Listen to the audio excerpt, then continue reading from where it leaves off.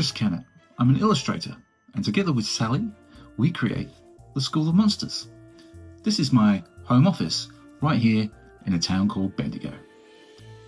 That's not too far from where Sally lives in Melbourne, so that means we can sometimes get to sit down and plan out the characters and the adventures for all our little monsters.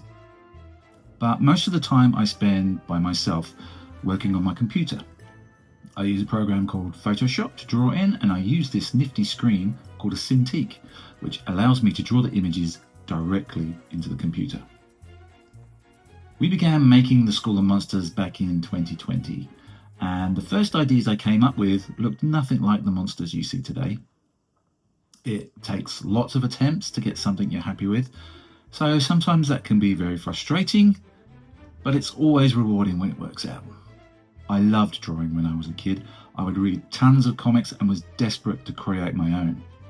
I still own lots of my childhood comics, and when I look back at them, I can see how much they've influenced me in the work I do today.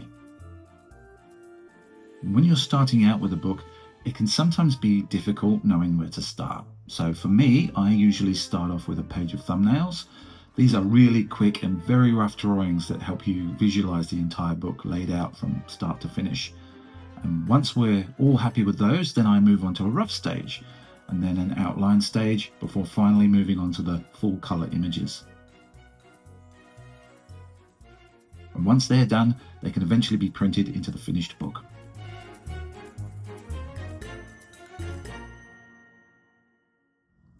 I hope that's given you a little bit of insight into my role as an illustrator.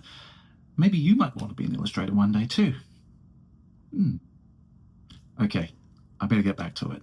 Thanks for stopping by.